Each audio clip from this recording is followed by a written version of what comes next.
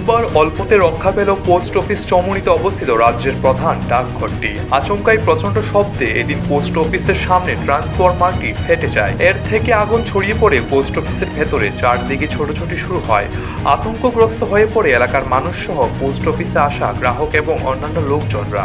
Post office কর্মীদের মধ্যেও আতঙ্ক ছড়িয়ে পড়ে। তবে এর মধ্যেও ঠান্ডা রেখেছেন পোস্ট অফিসের কিছু কর্মী। তারা পোস্ট অফিসে মজুত রাখা অগ্নি নির্বাপক সামগ্রীর সাহায্যে আগুন কিছুটা নিয়ন্ত্রণে আনার চেষ্টা করে। অপরদিকে সঙ্গে সঙ্গেই এই আগুন লাগার বিষয়টি জানিয়ে দেওয়া হয় অগ্নি নির্বাপক দপ্তরে এবং বিদ্যুৎ নিগমে। দ্রুত ঘটনাস্থলে পৌঁছে যায় দমকলের ইঞ্জিন সহ দমকল কর্মীরা। সঙ্গে সঙ্গে তারা আগুন নেভানোর কাজে নেমে যায়।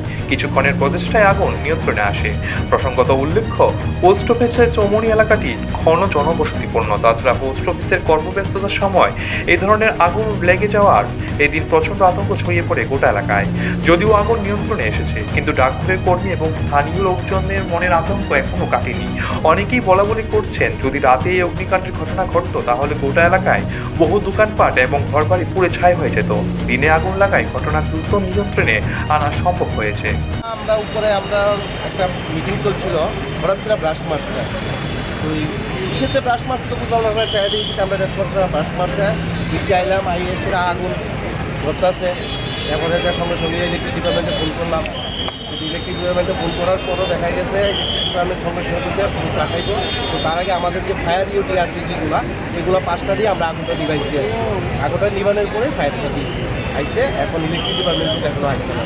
যদি ঠিক সময় আপনারা না নিবাইতেন, নিশ্চয়ই ঠিক সময় যদি না নিবাইতেন বা ঠিক সময় না নিবাইতেন বিপদ প্রচণ্ড পরিমাণে বিরাট বিপদ হয়ে যায়। কারণ আগুন প্রচণ্ড পরিমাণে ছড়তেছে। আর করে এটা হচ্ছে তেলটা দেখে এই যে তেল নিকলছে, তেলের সঙ্গে সঙ্গে আগুনটা চলে গেল কইলে।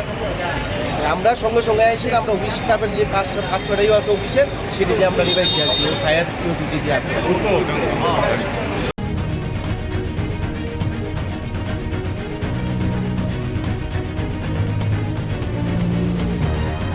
নিজস্ব প্রতিনিধি রিপোর্ট, এশিয়ান টাইমস।